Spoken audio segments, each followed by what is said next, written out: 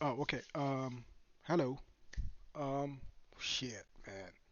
I haven't been, I haven't been on the streaming or on the recording videos thing for a while. But you know, today, I feel like I have to react to like the DJ Academics and Kanye West interview, and that's why I'm back here today. But before I do that, I saw this video, like it popped in my like my favorite thing because um I don't know, it just popped in. It was of the how the U.S. Broke Libya. You know what I mean? I'm not a political person, but I'm an African person. So I, wa- I always thought that Gaddafi had like a bigger plan for Africa, and which I felt like was cut short. And this is not like like a political reaction or nothing. It's just a reaction which I don't even know what this video is about, but I just want to react to it because I saw it, and for the most part, I always thought that Libya or Gaddafi was never trying to destroy Africa, if that makes sense, like how it was put out by the Obama. No, actually, starting with the Hillary clan nation and then the Obama nation as well. So I just thought, you know what? Let me react to it. Maybe I might learn some new things which I didn't know. But to be for the most part, they really killed this nigga for Nathan.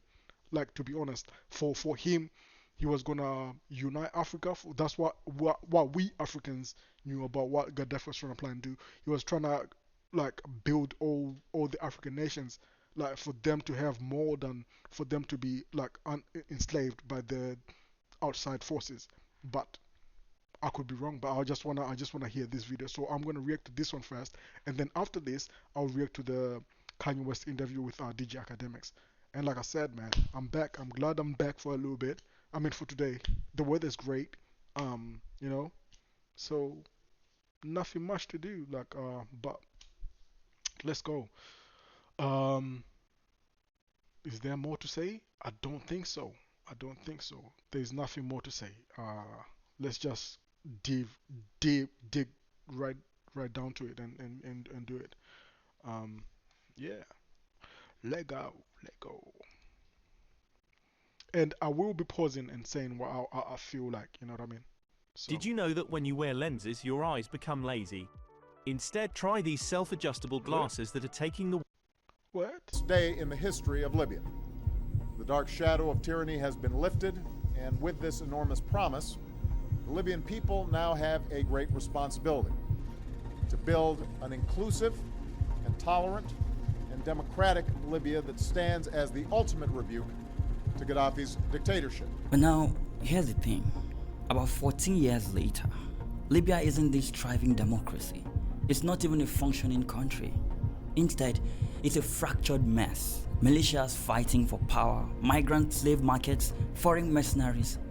The place is unrecognized. This See, this is what I'm saying about listening to these leaders sometimes, and I'm talking about like anyone in power sometimes. Like if you're listening to these people sometimes, like look, Obama, Hillary came in like trying to say, oh, let's destroy, and she to be highly honest, I think Hillary was really one of the most like main person like to destroy Gaddafi. I don't know how or why she was so determined for her. Like it felt like it was something like she would lose a lot if this thing happened. If Gaddafi united Africa and shit. And this is why I never fucked with Hillary. And this is why, like when they say like some go with the lesser two evils between Hillary and Trump. I'm not gonna lie to you. Honestly, I celebrated when Trump won, but it was just because of certain shit like this. And I don't even mean to talk too much because it's just starting. And yeah, all right, let's go. So, what happened? I want to tell you the story of how the US and its NATO allies stole the future of Libya. I'll show you the geopolitical motivations behind the intervention that toppled Gaddafi's government 14 years ago, and how a single lapse in judgment by the then US President Barack Obama led to the nation turning on itself, with different warlords battling for control over the fourth largest country in Africa. this story doesn't just end with Libya, as the situation in the country has since brought back slave markets on the continent of Africa. There are factional leaders also engaging in arms smuggling activities, leading to a wider insecurity situation in the Sahel countries. We came, we saw, he died.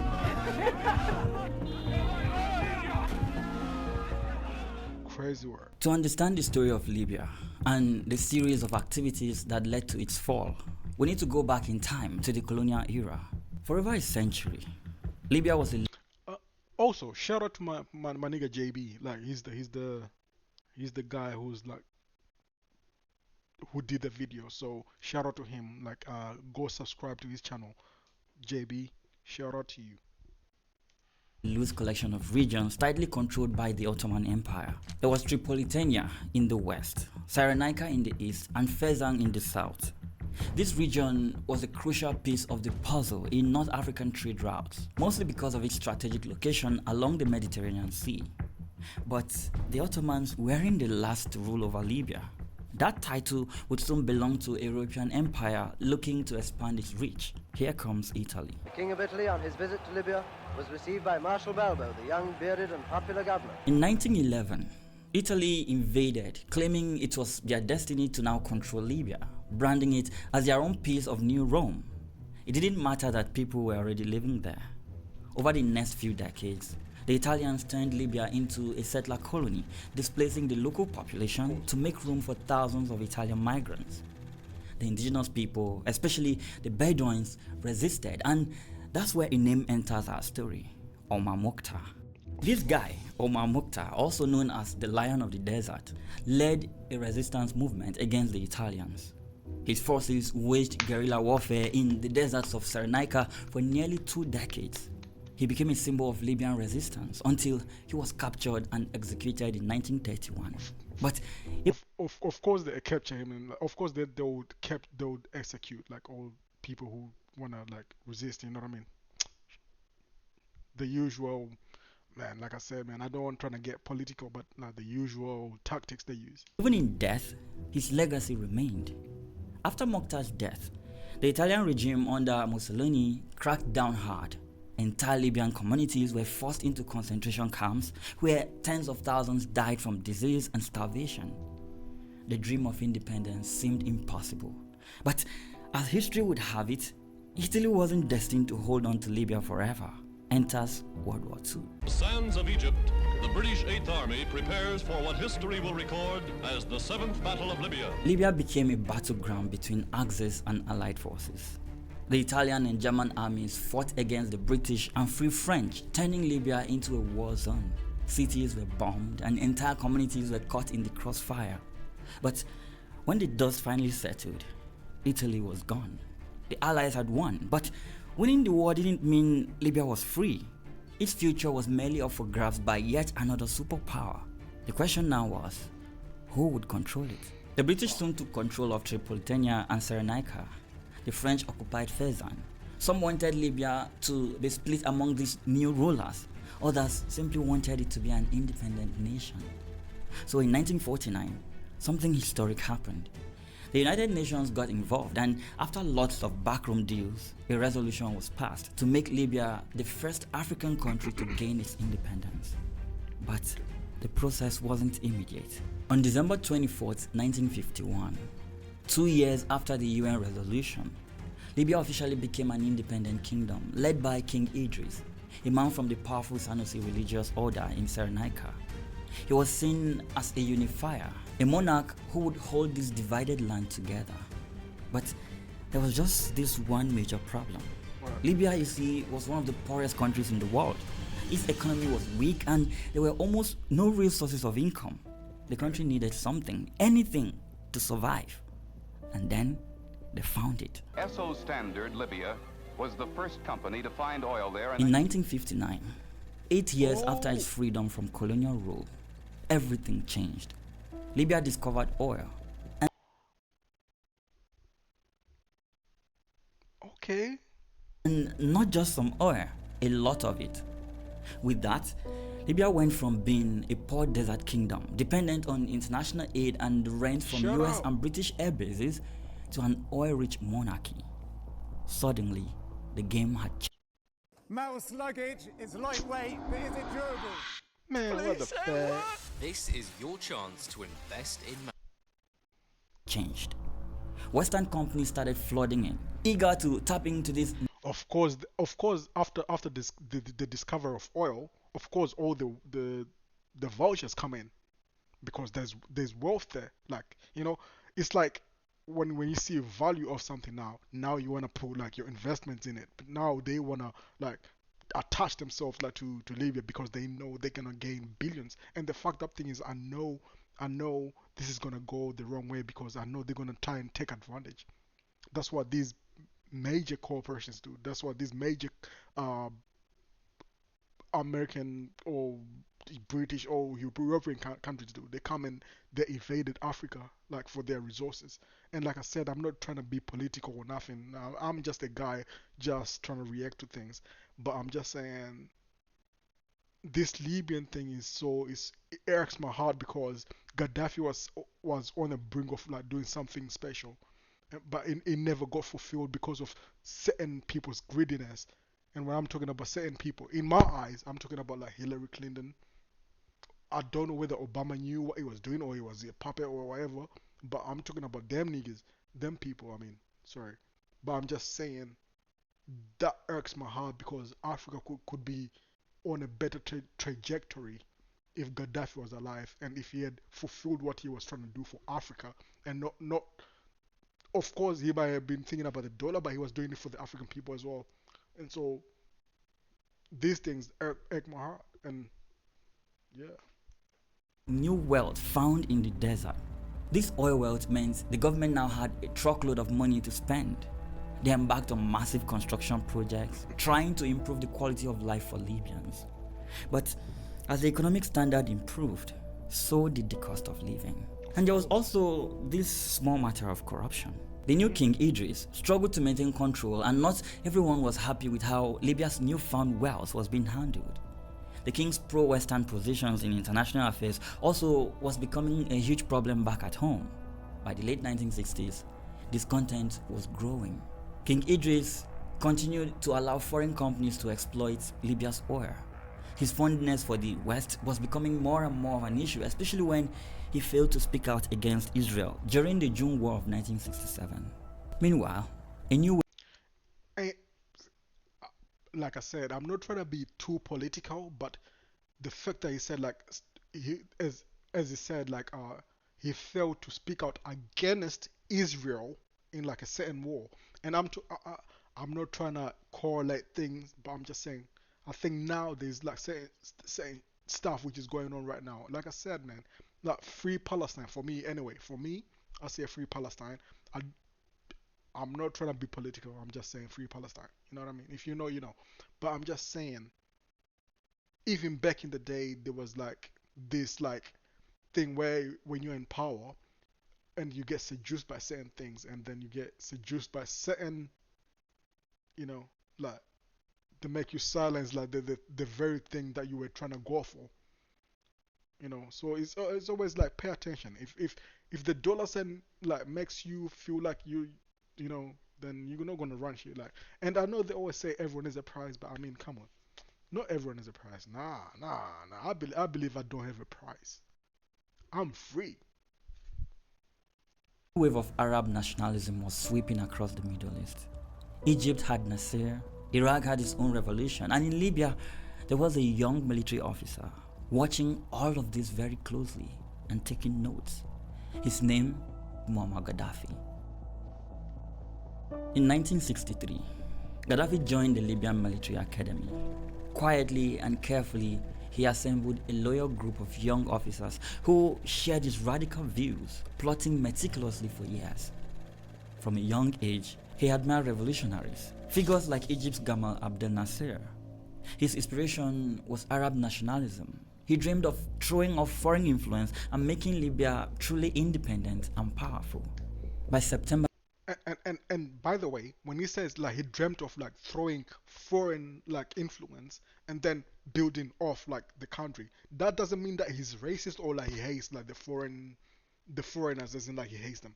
It just means that you want to build yourself up like as your own country. You know what I mean?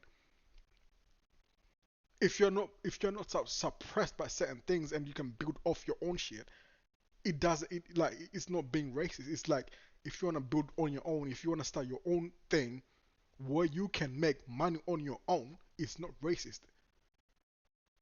So I can see where he was trying to go from day dot, and this is from his young days, like from him trying to come up.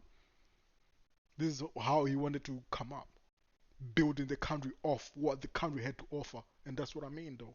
That's why I always fuck with Gaddafi because that's what I mean. He was all for his country, all for his people, and this is what this is all about. 1969. While King Idris was away in Turkey for a medical treatment, Gaddafi saw his chance and he took it. In one night, Libya went from monarchy to military rule. Immediately after taking power, Gaddafi rebranded Libya. It became the Libyan Arab Republic, a new revolutionary state. Soon after, he wrote this weird political manifesto called the Green Book, outlining a unique form of governance, blending socialism, pan-Arabism, and Islamic values. By 1977, the country's name changed yet again to the Great Socialist People's Libyan Arab Jamahirila. Such a long name, I know, but this simply meant government through the masses. One of Gaddafi's earliest and boldest moves. Government through the masses. Government through the masses. I like that. I like that. In my head, when I hear government through the masses, it means like he's trying to involve everyone in how to govern like a nation, and which is how it's supposed to be, in a way. Like, and when I'm saying that, I'm not saying that everybody's gonna have had an opinion on how to govern a nation, but I'm saying everyone has to be involved in a certain way. Like, don't just make a couple of people like the controllers of a certain ruling or certain predicament of how we have to run this shit.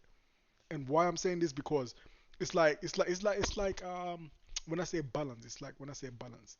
Of course I say balance, but I'm balanced to what my ideologies are, what I feel like is the right shit.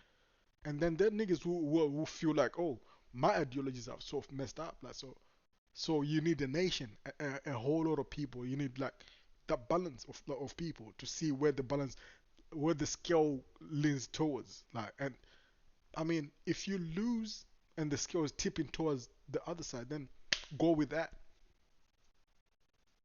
But usually the right side always wins. And when the and if the wrong wins, usually destruction comes.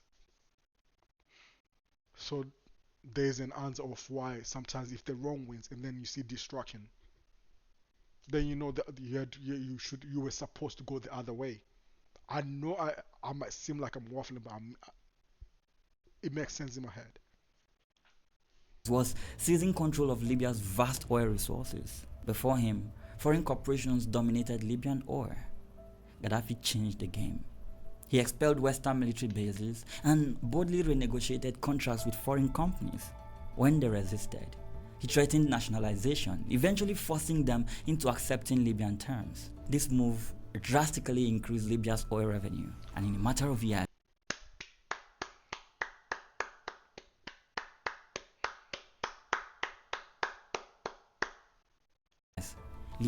Don't compromise. Don't compromise. Like, for anything you believe in, don't compromise. If you believe in something, don't compromise. Don't compromise. That's exactly what this part right here means. Don't compromise. Especially if you have the goods, if you have what people need, if you have the product, if you have, don't compromise. Be real. Be real with it. Fuck what everyone says. Libya was transformed into one of Africa's. In his research, Dr. Morrison identified a paradox. Africa's richest countries per capita. The country had the highest living standards in Africa. There was free healthcare, free education, and government-funded housing. As the country prospered, Those are the things they will never show. They never showed you in the media. Actually, they never showed you those things. These things happened: free healthcare, free funded government housing, free everything. Like, they never showed you in the media when they wanted to when they want they when Hillary was about to destroy this nation. They never showed you this, or they will never show like the beautiful parts of like, Africa when they want to do like some damage out in that country or whatever the media, whatever. This this is what I mean about. I mean, like people don't engage in certain things like this. It's all about imagery. It's all about perception. It's all about how you show a country. If you show a country like with black kids like with flies in their eyes, then people are gonna donate more and all that stuff. But that's not what the country is about. The country might be about like coal, about diamond, about like certain things like which are good for the country. But they never want to project that certain image because the image they have to portray is the image which fits their narrative, fits what their agenda is, fits what pays their, you know. And this is why I always say fuck Hillary Clinton for life. For her, I mean, for me, I say fuck Hillary Clinton for life. And I'm so glad that she never got to be president. Fuck her for life. He introduced policies that he thought would protect his people against the evils of capitalism.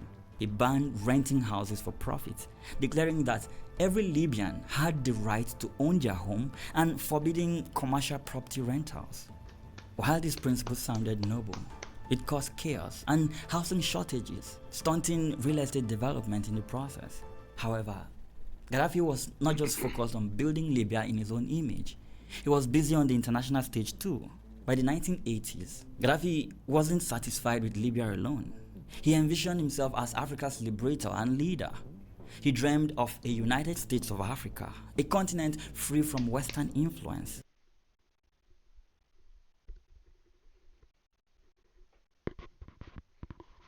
Locked in.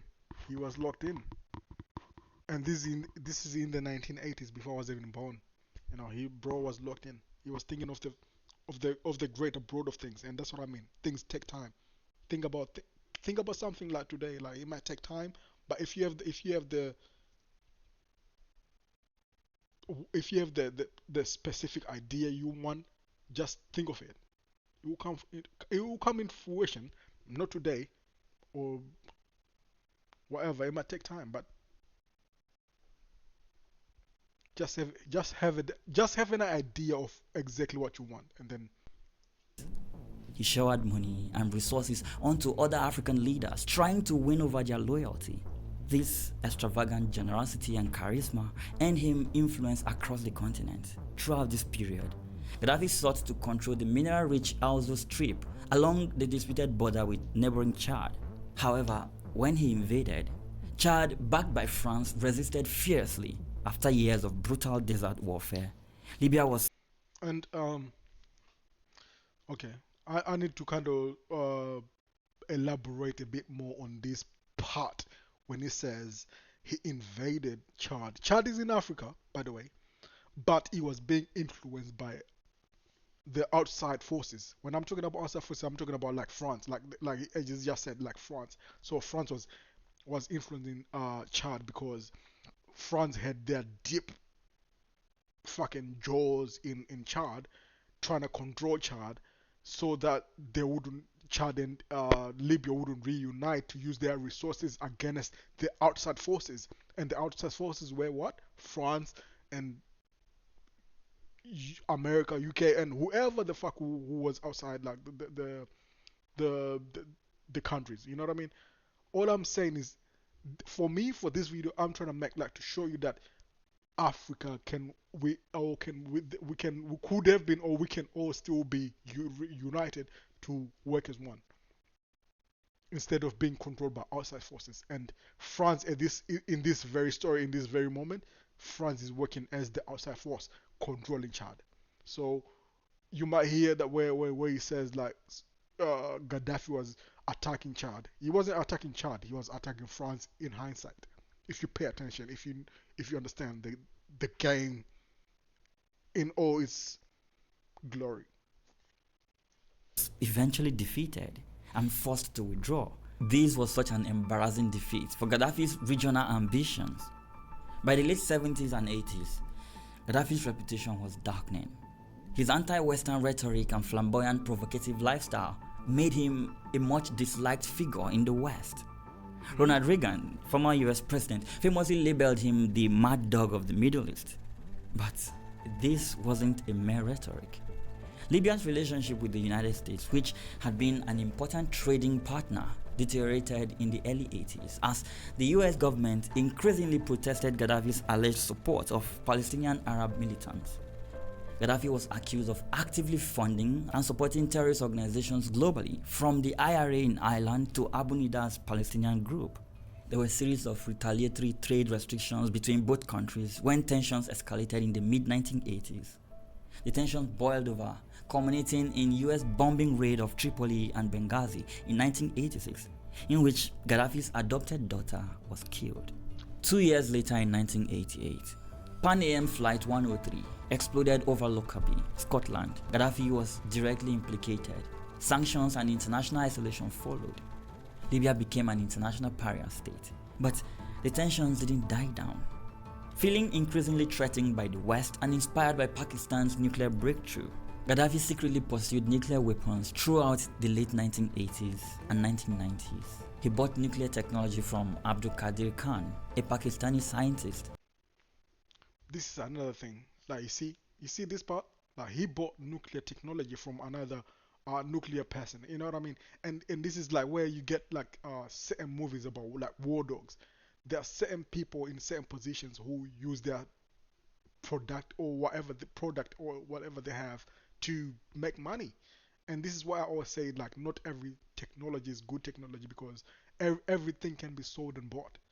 So this guy had his some nuclear shit. You can sell it to Africa, and you know what I mean, like, you know what I mean. So all I'm saying is, like, sometimes people think about, people don't understand that this shit is real. It's not a game. It is a game, but you know, it's not a game. If you know that, if you understand what's going on, this shit happens. There's like certain shit where people don't even comprehend that this shit is going on. Like, this is some real shit. This is some real spill. This is nothing fictional. This is nothing. Of course, there are movies which has been made about these things, but this shit is real. It happened in real life. Gaddafi got murked because of this shit. So all I want is, like, for people to understand that, yo, it might look like fiction, but it's real. It might look like fiction, but it happens. Pay attention. Pay close attention. Determined to strengthen Libya's military capabilities, but international intelligence intercepted these plans.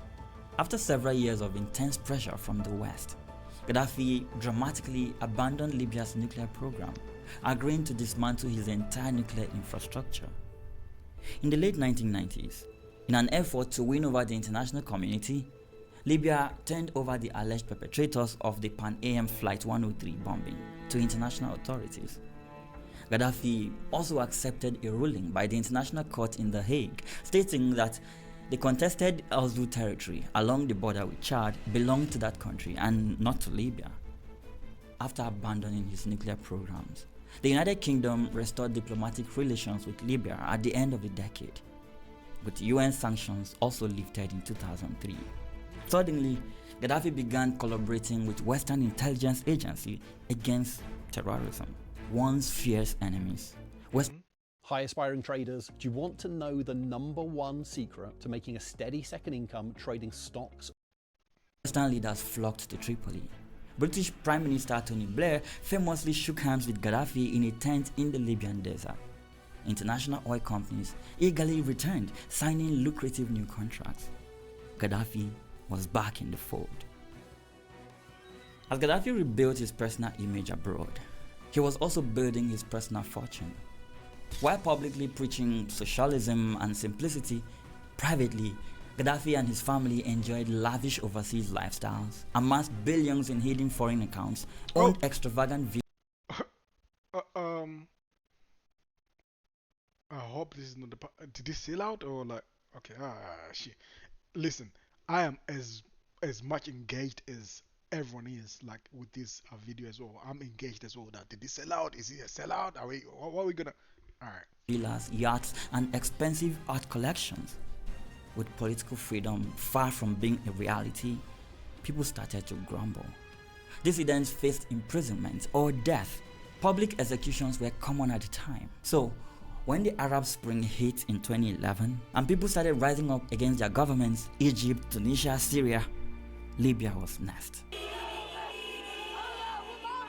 Protests broke out, and Gaddafi, well, he responded in the worst possible way.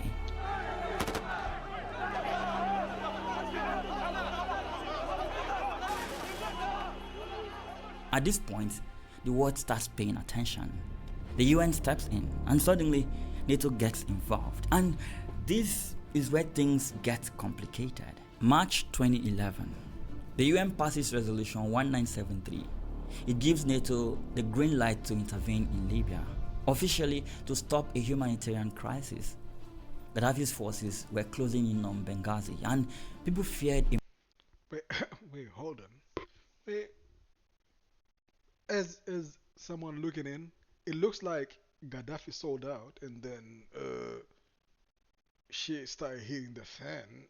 And when the fans wasn't going for it, that's when he was about to do like a whole free. I mean, listen, I am just like everyone watching.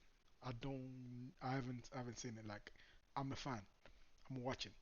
That's why it kind of looks like right now. Fuck, man. But you know, there's always a greater between two evils. I'm gonna keep that in mind as we keep watching this video. A massacre.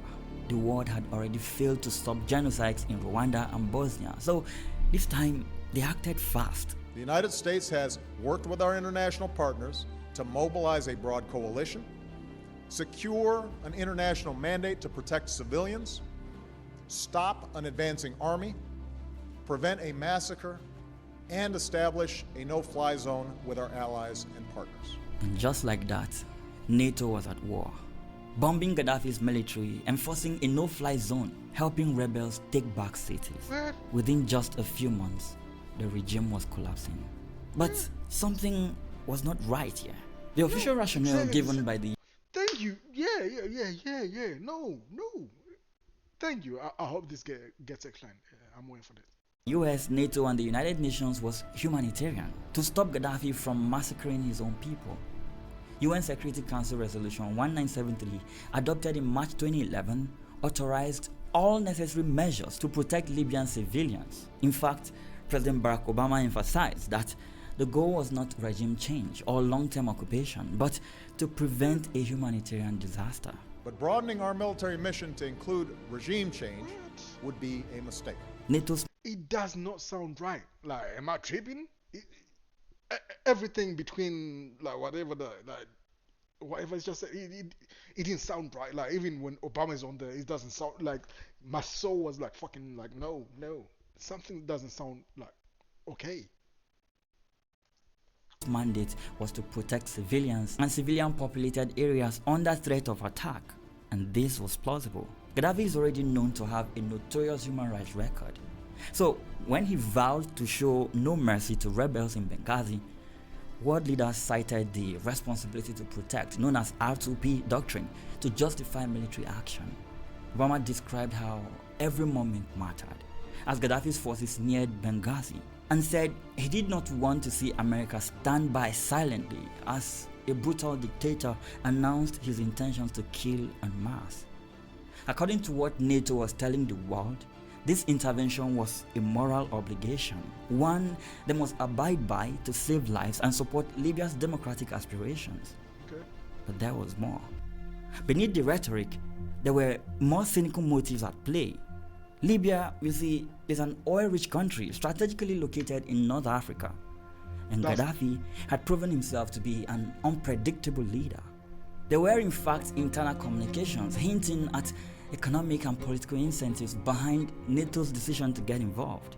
A 2011 memo to the US Secretary of State, Hillary Clinton, suggested that France's President Nicolas Sarkozy was driven by, quote, a cocktail of less lofty incentives, including a desire for Libyan oil and a fear that Gaddafi's vast supply of gold could displace France's primacy in the region, end of quote. According to this intelligence briefing, France's motives for pushing the intervention included increasing its share of Libya's oil, bolstering French influence in Africa, and improving Sarkozy's domestic standing. Some observers also noted, does that make sense? Did everyone just capture that? So it means why France was more pushy towards like going against Libya was because their value in oil would increase, their value in everything would increase. Does that make sense? that NATO's intervention was influenced by a desire to reassert Western influence in the region during the Arab Spring, secure access to Libya's resources, and prevent Gaddafi from undermining Western allied African financial systems. So, while Barack Obama, David Cameron, and Nicolas Sarkozy continued to preach the moral obligation message, there was more going on. I took my technology business from zero to the stock market, scaling a tech business Behind the scenes. The Arab League's unusual request for a no-fly zone over Libya provided political cover, since regional support implied the intervention was not simply a Western imposition. Countries like Qatar and the UAE joined the NATO-led coalition, indicating Gulf Arab rivals also sought Gaddafi's removal. Yeah, he made a lot of enemies, and now that there was blood in the water, the sharks began circling.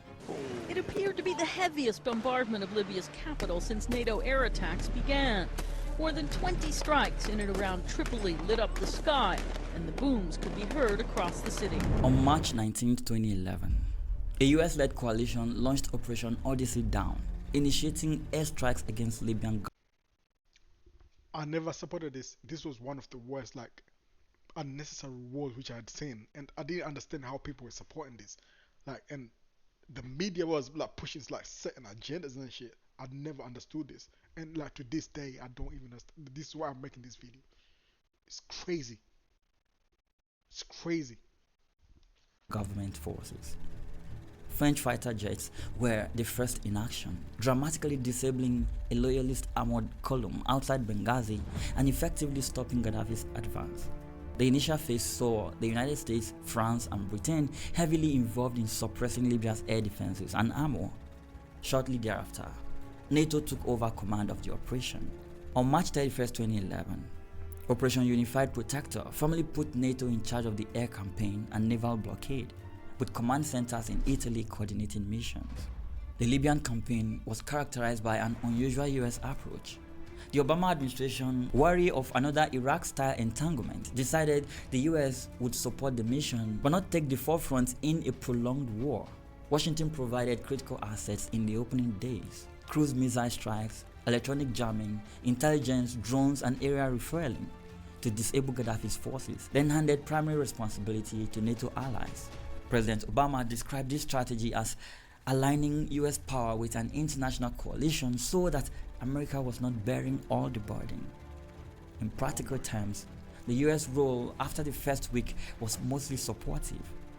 American drones patrolled Libyan skies, and US aircraft struck targets as needed. But European NATO members carried out the bulk of bombing runs after April 2011. France and Britain were the public faces, with NATO providing a unified command that included contributions from smaller nations. A total of 18 countries eventually participated militarily, including Canada, Italy, Belgium, Denmark, Norway, and even 3 Arab states. Those were Jordan, Qatar, and the UAE, which sent fighter jets or support aircraft.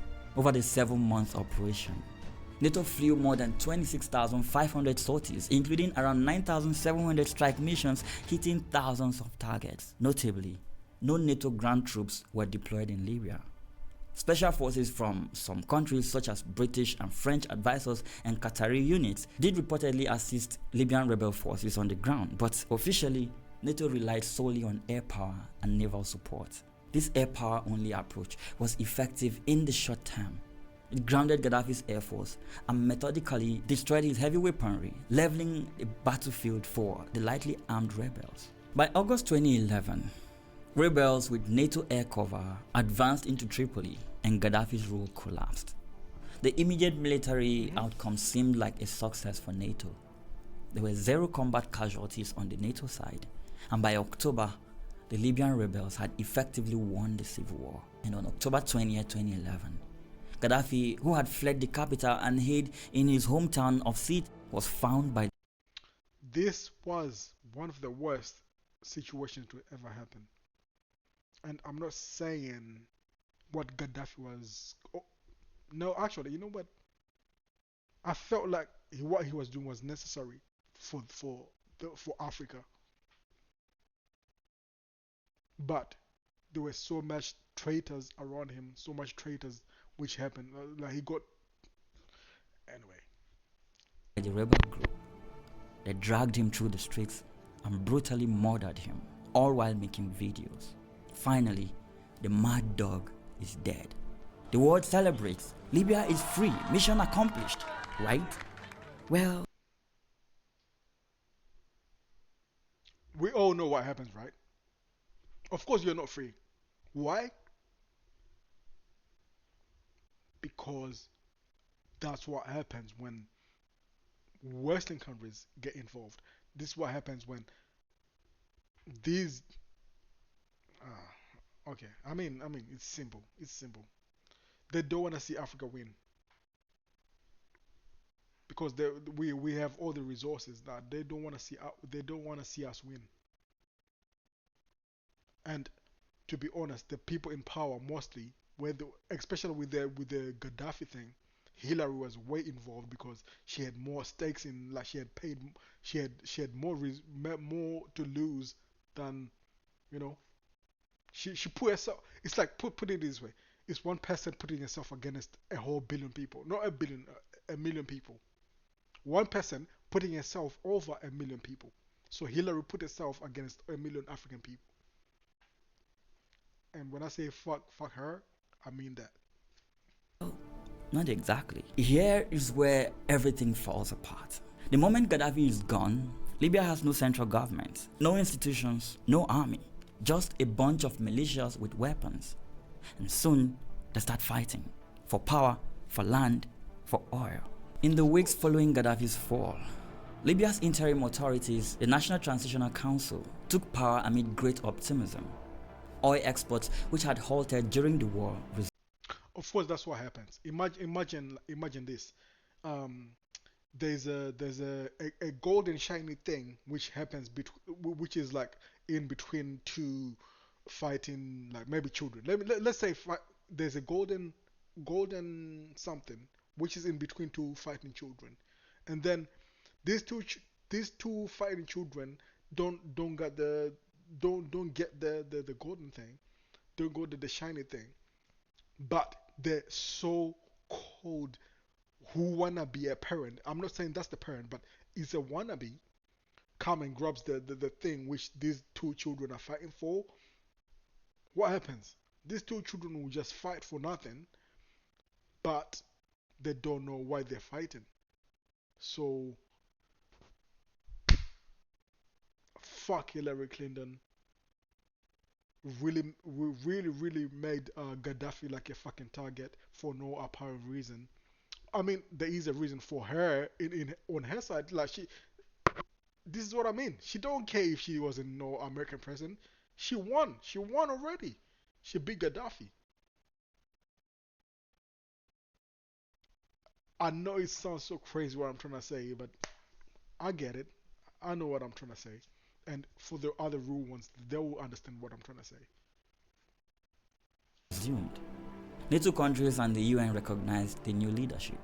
However, beneath the hopeful surface, warning signs appeared almost immediately. The way NATO executed its intervention meant no peacekeeping force was deployed, and the rebels who fought Gaddafi did not disarm. Dozens of militias controlled different patches of territory, including the capital. Many arms depots had been looted. The new authorities had little control over the countless fighters energized by victory. In October 2011, as celebratory gunfire faded, reports emerged of score settling and human rights abuses.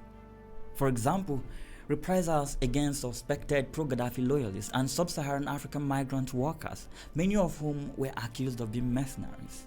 Over the next few years, Libya becomes a battlefield. Two rival governments emerge. Then ISIS shows up, then foreign mercenaries, Russia, Turkey, the UAE, Egypt, everyone starts picking sides. And suddenly, Libya isn't just a failed state, it's a full-blown war zone. Now, here's the part no one talks about much. After the war that removed Gaddafi, Libya became the epicenter of human trafficking. Migrants from Africa trying to reach Europe get trapped in Libya. Many are sold into slavery. Yeah, actual modern-day slave markets. So, to put it this way, let's not even think about like the why fucking Hillary Clinton wanted to stop this or wanted to act like she wanted to stop this whole Libya thing. Now, what she has put in place is like a human trafficking portal for all her friends who are in power. And people don't see this, and people don't know this shit happens. People don't even understand what the fuck this is going on. Like I said, I'm not a fucking like political person, not even in one bit. I don't wanna be. But I'm an African guy, and I don't know whether studying Gaddafi is like being political. But I've known about all these heinous crimes. This is why I post the way I post. This is why I talk about the same shit which I do. And this is why I maneuver things the way I do my things. But it's not political. It's just I'm trying to get into people's consciousness in a fucking great way. If that makes sense. In a way that they can see what the fuck is going on. Because I feel like there's so much going on where people are just so ignorant to it. But anyway. In 2017, CNN uncovered footage of people being auctioned off in Tripoli. And the world? Traders, I want to send you my completely new, free, advanced trader training. Just moved on. But humans are not the only commodities being trafficked in Libya. Smuggling networks have flourished amid the anarchy. Weapons looted from Gaddafi's armory spread across an entire region already plagued with instability. In early 2013, a UN report warned that arms were being smuggled from Libya at an alarming rate, fueling conflicts in Mali, Syria, and beyond. Militant groups capitalized on the thousands of Libyan weapons and everything from small arms to anti-aircraft missiles to strengthen their insurgencies. For example, in 2012, battle-hardened fighters, including Tuareg ethnic fighters who had served in Gaddafi's forces, returned to Mali with heavy weaponry, sparking a rebellion in Mali's north that led to an Islamist takeover of that region, before a French intervention known as Operation Serval in 2013 drove them back. The Sahel region as a whole saw a surge in violence traceable to Libya's collapse. So, what one woman or what one lady, Hillary Clinton, had in her mind like that was going to affect her and her family, what was going to affect her and her family is affecting a whole nation. That's exactly what I'm picking up on these things. I might be wrong. This is what I'm picking up on this shit. If you pay attention, what one lady who is a greedy bastard, who is just looking out for her family, what her interests are worth, they're worth a whole nation. A whole nation. A whole nation, a whole category of nation, like a whole countries, a whole people, a whole nation. That's what I'm picking up, and this is what's happening all around the globe. Like with certain people like me, or people who watch these videos, or people who. I'm not saying that I'm correct. All I'm saying is like this is exactly what happens. In Egypt's Sinai and in Gaza, militants also reportedly received arms from Libyan stockpiles. Internally, Libya itself became a haven for extremist groups. By 2014, jihadist organizations like Ansar al-Sharia and the Islamic State, ISIS, had established a foothold amid the disorder. And there have been proxy warfare in the country of late. In the absence of a central authority, Libya became an arena for regional and global powers to settle scores and vie for influence. During the Second Civil War, which started in 2014 and continued until 2020, foreign nations backed different Libyan factions with money, weapons, and fighters. Egypt and the United Arab Emirates supported General Haftar's eastern forces, seeing him as a bulwark against Islamists and aligning with their broader opposition to the Muslim Brotherhood across the region. Turkey and Qatar, on the other hand, supported the Western factions in Tripoli, which included Islamist-leaning groups in line with their foreign policy of backing political Islam movements. Russia also entered the fray, reportedly sending the Wagner Group mercenaries to assist Haftar from 2019 onward, seeking a foothold on NATO's southern flank and a share in Libya's oil. Also, perhaps to project power in the Mediterranean. These foreign powers have turned Libya into a proxy battleground similar to Syria, albeit on a smaller scale. NATO's 2011 intervention ironically paved the way for Russia's later intervention. Moscow, aggrieved by NATO's actions, vetoed further UN involvement and instead chose to support its preferred client on the ground. The result was a protracted conflict that drew in foreign drones, missiles, and fighters. By 2020, the Turkish military's direct intervention to save Tripoli's government from Haftar's offensive and Russia's continued backing of Haftar demonstrated how Libya's war had become an international affair. This foreign meddling has made it even harder to resolve Libya's crisis as outside powers continue to arm their proxies despite UN embargoes. So, for the people of Libya who are forced to live through this horrible experience, the question becomes, is Libya better off without Gaddafi? Yes, he was a brutal dictator, one that threatened to kill his own people for rising up against him. But from what we can see now, NATO won the war to remove Gaddafi, but Libya has since lost its future.